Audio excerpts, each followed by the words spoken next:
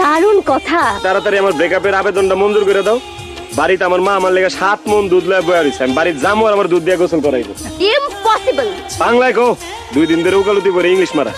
তুমি যদি আমাকে ব্রেকআপের জন্য এতটুকু চাপ দাও, তোমাকে আমি 420-এর 10 বছরের জন্য জেল খাটাবো। কি ব্যাপার খালাম্মা, আপনি নাকি 7 মণ দুধ জোগাড় করছেন?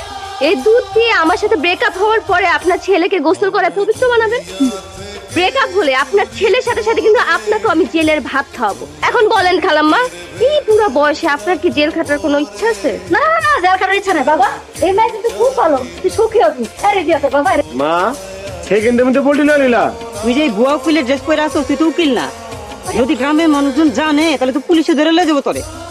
পুলিশে ধরবো কে? হ্যাঁ, পুলিশ। ওই আবির আমার সাথে ব্রেকআপ করছে, ও আমারে বিয়ে করতে চায় না, তাই আমি উকিলের ভান ধরছি যাতে ভয় আমাকে বিয়ে করে ফেলে। বন্ধু, তুই ভাবিরে মাইনালো, এই বয়সে কি জেলের ভাত খাবি নাকি? বাড়ির ভাতে ঠিকভাবে খাইতে পারস না, জেলের ভাত কি খাবি? ওরে সাইডটা চটকানা মারতো, এটা তোর ভাবি।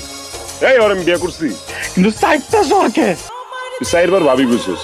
সারাদিন ঘরে কত করে থাও, বাইরে যা বাইরে। বাইরে যাবো, আর ডাইনিটা আমার গপ করে ধরুক। যদি তোমার পোলার জীবিত দেখতে চাও, আমার ঘরের ভিতরে রাখো। আমি